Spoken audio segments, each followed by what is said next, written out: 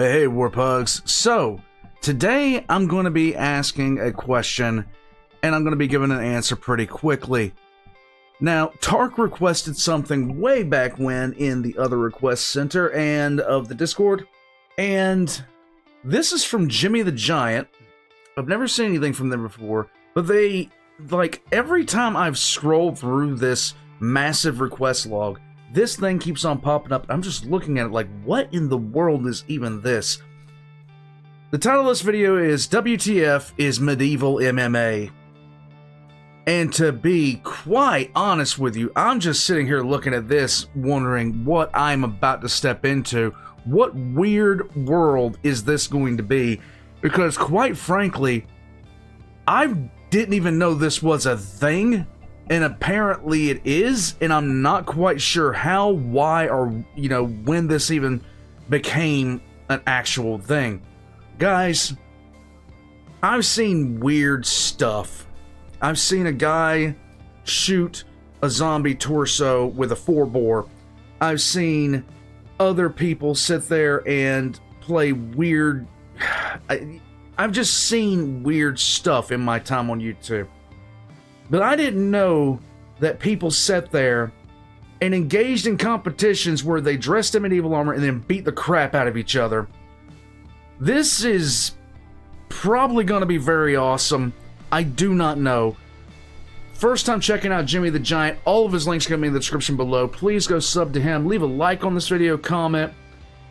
Let's get right into it, because I've been seeing this in the request for so long, and I've never clicked on it. Let's go. Duels, 10v10 melees, all the way up to 150 versus 150 all-out wars. Wait, what? These lot aren't playing games. And I took a two-handed axe to the head and drove it into my brain about a centimeter. And this is a legit sport, and it's just completely mental.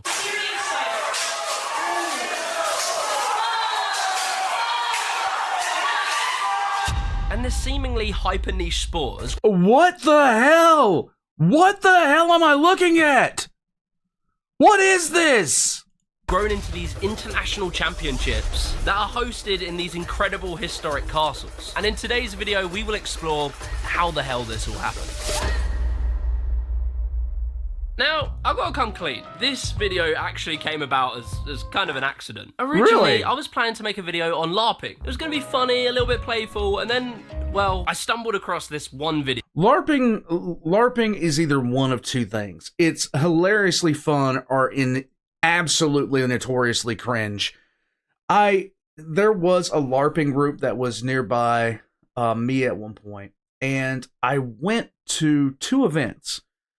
And one of them was just an absolute ridiculous blast. It was completely unhinged. It was completely silly. And in the second one, I met someone who turned into a massive stalker.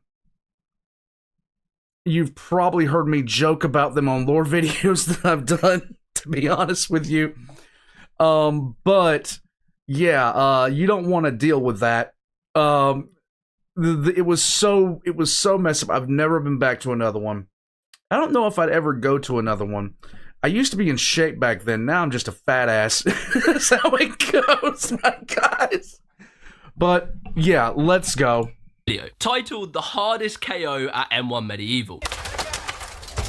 And I kind of just sat there like, oh my bewildered, god, listening to these 2 commentators who didn't have a clue what they were commentating on. He follows it up with a right slash, should we call it? But this baby had 14 million views. The ref has no protective gear. The ref has no protective gear. Why? My god, dude, I wouldn't be standing next to 2 guys that were doing this kind of crap without at least like a riot shield. And I was there captivated watching these 2 beefy boys in a full suit of armor smack the crap out of each other. This led me on like a 5-hour YouTube rabbit hole and introduced... That is usually the way this junk goes. That is usually the way this junk goes. I'm not even gonna lie. Me to this crazy world of boho. What? Now, Bohurt is the OG historic name. All around the world, there are different names for different leagues, but before we get into that, let's start with how Bohurt came around. Okay. Now, Bohurt actually dates back to the 12th century, so between 1100 and 1200 AD, and it actually comes from the old French word boherd, which literally translates to wallop.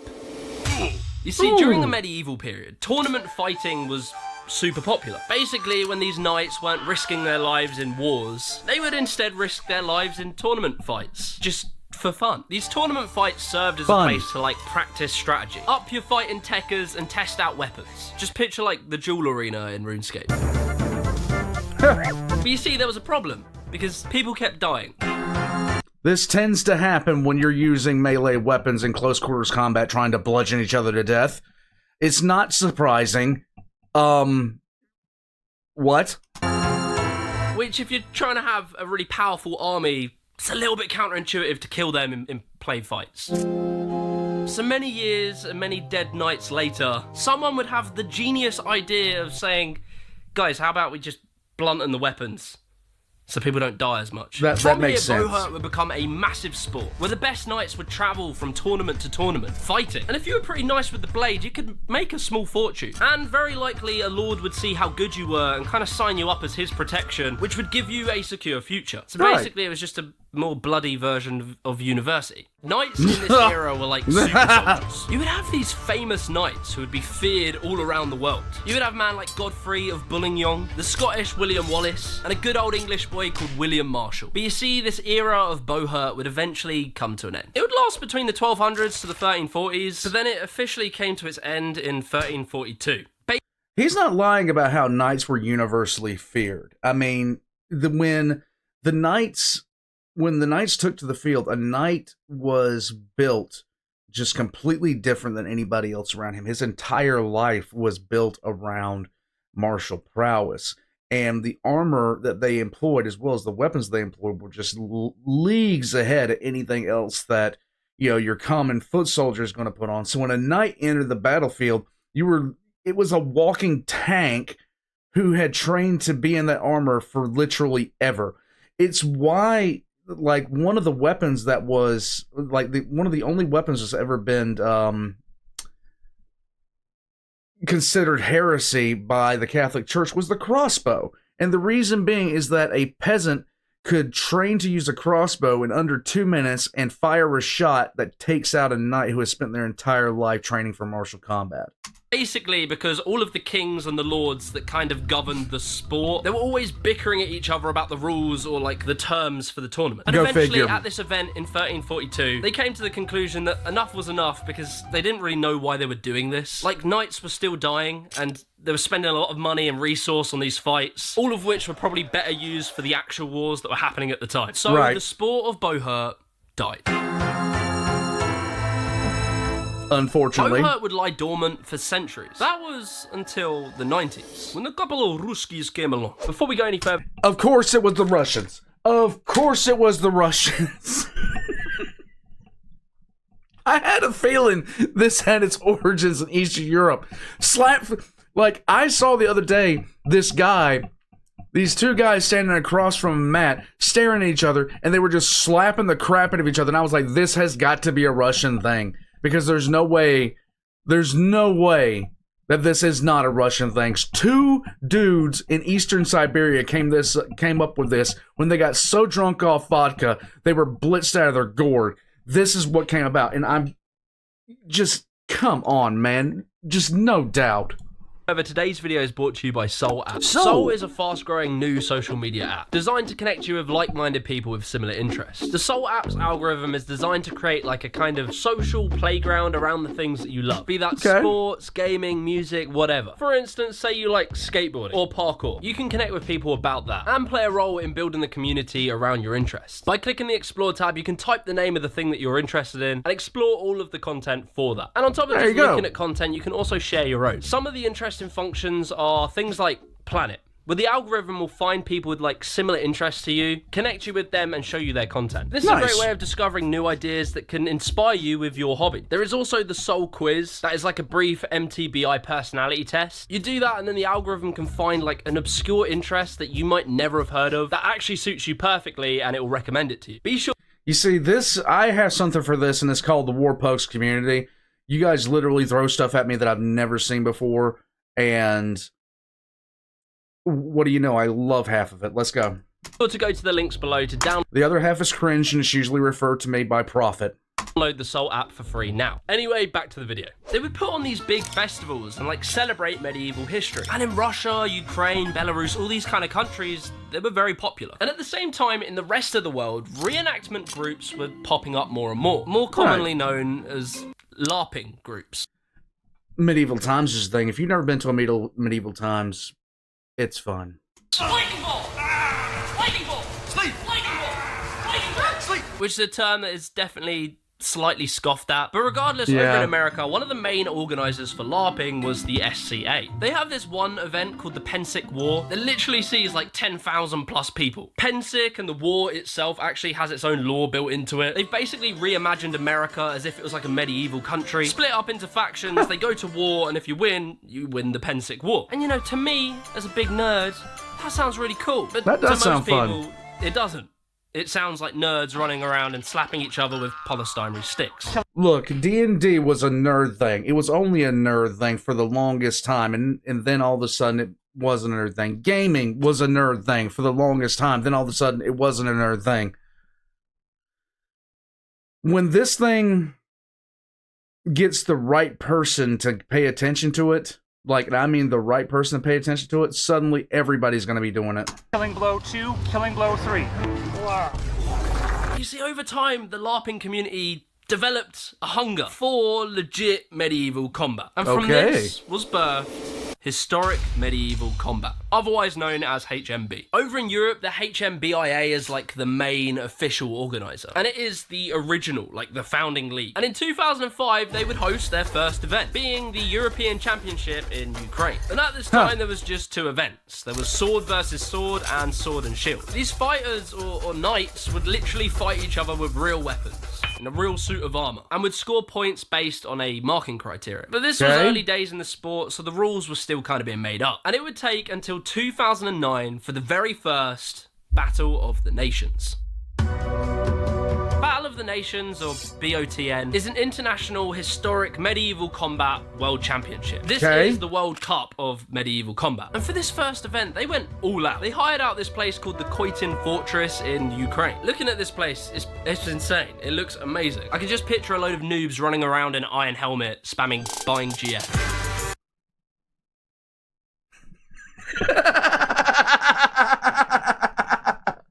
Points to Gryffindor!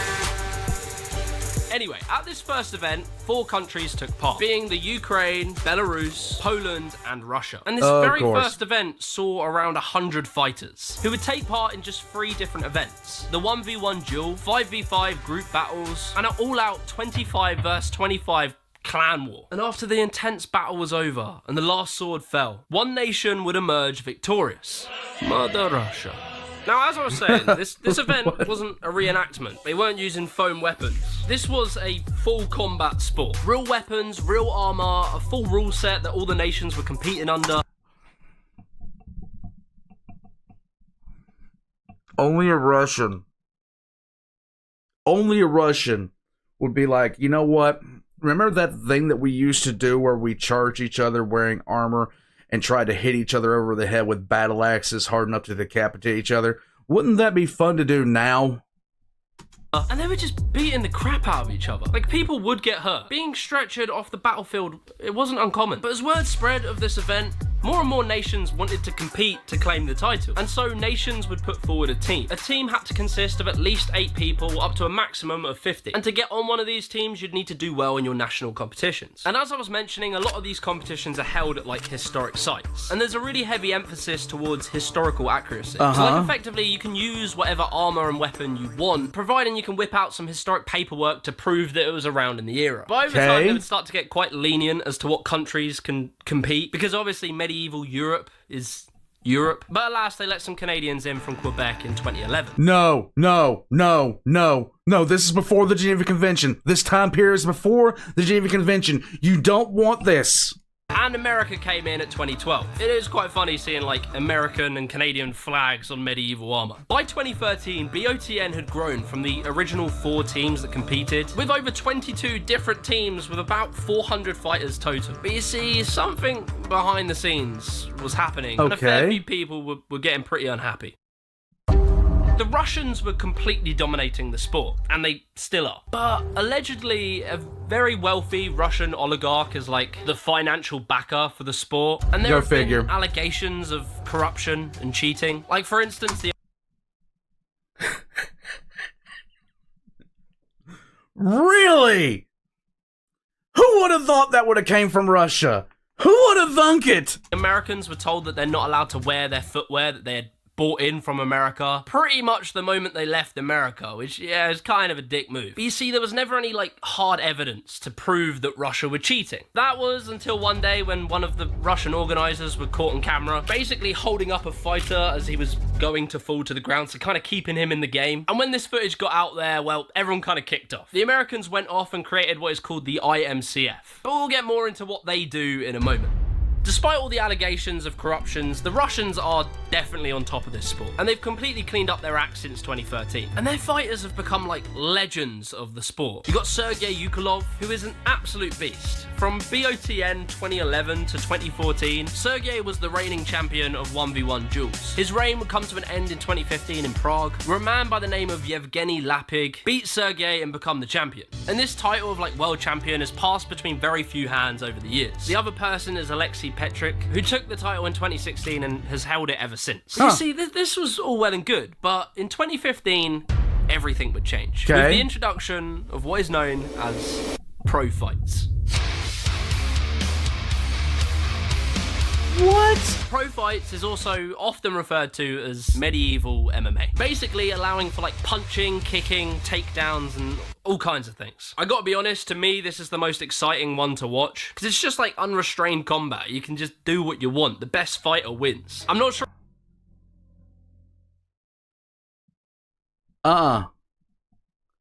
Ain't no amount of money that you could give me to get in there.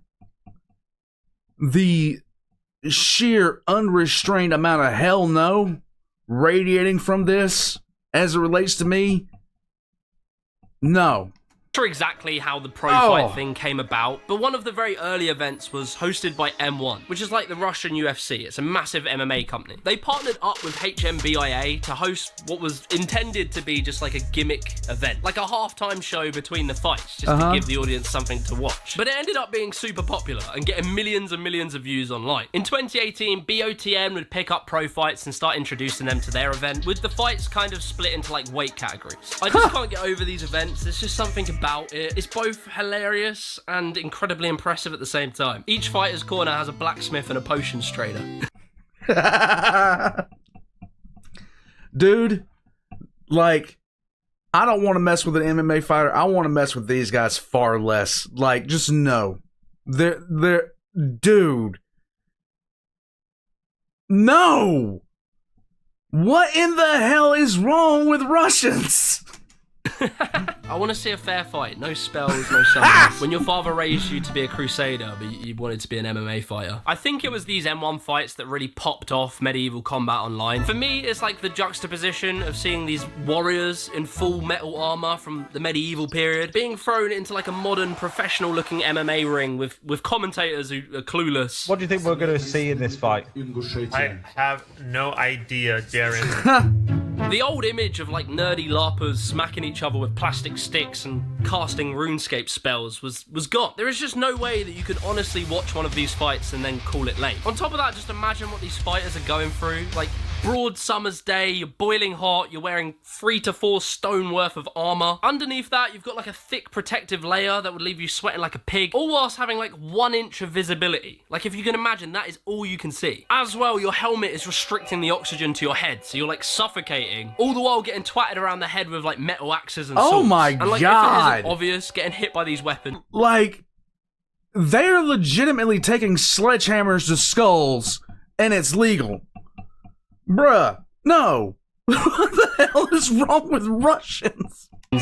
You know, the only reason they've been winning this tournament is because they are already there with all their food and supplies. They don't really have to go anywhere, because if they had to march like a quarter mile, they'd run out of supplies 100 feet in. Hurts a lot. No less the pain, but just imagine the sound. Getting smacked with metal against your metal helmet. It's going to sound like a firework has just gone off inside your helmet.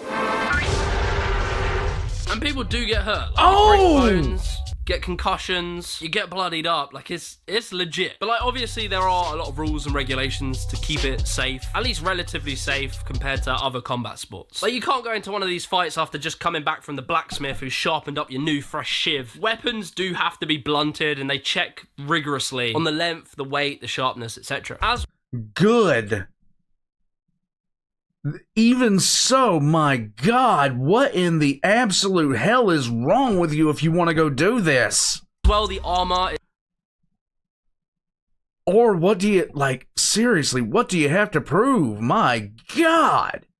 Is the money worth it? Itself is made out of tempered steel, meaning that if you get whacked really hard, the armor doesn't crush in and like keep you stuck in the armor. It's designed so that you can pop out any of those dents and not get stuck. And on top of all of that, the refs do a really good job at like keeping it safe, and they'll stop you from hitting weak points. Keeping it safe? I've been watching people get hit in the head with halberds. Points like the gaps in your armor behind your knee and around your neck. I'm gonna guess that you're wondering like who would be attracted to doing this. And honestly, most of the fighters will have no shame in admitting that they are just nerds. Not all of them, but there's a lot of geeks, like people who just love medieval history, video games, stuff like that. It does attract a lot of people like that. But on top of that, you get a lot of army veterans, just historic buffs, men. I can't really argue with that. I can't really argue with that. If you put me with a whole bunch of vets and we decided to go out and do some stupid stuff like this, I'd probably be the first one on board. I'm not even kidding. I'm not even kidding. I am that stupid. I look at this and I'm just sitting there in like utter shock, and I'm like, no, I would never do this. I would never do this. I would never do this. Give me the right amount of encouragement. Yes, I would. Men do it, women do it, you get all kinds of people, but obviously it does attract a certain sort that's willing to get hit with steel weapons. I was actually fortunate enough to speak with a legend of medieval combat called Simon Rorich. He's a proper OG, he's won titles, he's the real deal. He explained to me that he got into it through these reenactment groups and just got bored of hitting people with plastic sticks and decided he wanted to do the real thing. And he's gone on to become a legend of the sport. When I found out this sport came about, Bohort is when I fell in love with it. He's competed in nearly all of the BOTN competitions, other than one where his helmet once fell off. And I took a two-handed axe to the head of a 14-inch scar in the back, took a quarter-sized piece of bone and drove it into my brain about a centimeter. And had to miss one of the events. But he's all right now, and he still competes.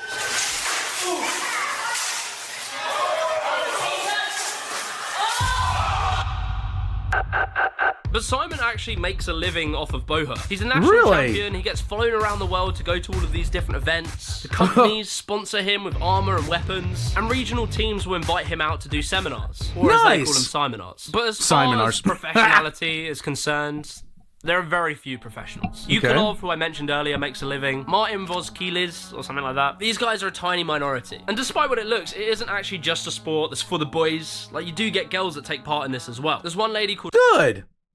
Good. Lara Sevoli, who's just an absolute sav.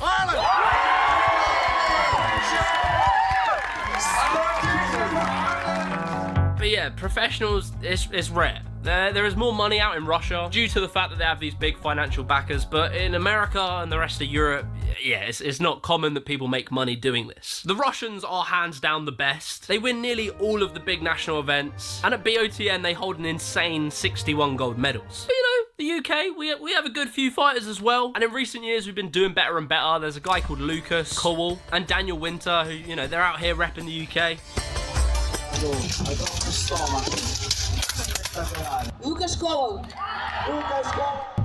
And if you're thinking about all the people that go to these events, and the people that aren't there, that go to like regional events, every single one of them has to buy armor, weapons, etc. It's a lot of money. So one of the things that does hold this sport back is just how expensive it is. You know, normally you can get LARP armor for $500 or something, head to toe, in some mild steel you know, that kind of thing. Our stuff has to be tempered and hardened, so it increases the labor. And so a minimum cost for armor is about $3,000. If we just have a little look through some of the weapon and armor dealers, which you don't have to go to World 2 outside of Varrock Bank, you can just go on a website. You got medievalweaponry.co.uk, Medieval Extreme, and like if you just scroll through some of these items, you get an idea of how expensive it is. If you end up trading it to some shady guy who says he's going to trim your room plate, you're probably looking at more like $10,000 for accessories and stuff to make yourself look cool. And then you got to take all of your armor and ship it to the event. So if you're an American and you want to fight in Europe, it's going to be pretty difficult to explain to customs where you've got a suit of armor and swords in your luggage. So you'll have to pay to ship it out separately, which, you know, it adds up. So because of all that, the sport is very isolated to people who can afford it. The price point is a massive barrier to entry. So speaking to Simon, it's hard to know how big this sport could be. It's probably not going to be the next fad. Like, you're not going to get kids coming into school in a full suit of arms. So look at them. They're wanting to butcher each other. Isn't it adorable?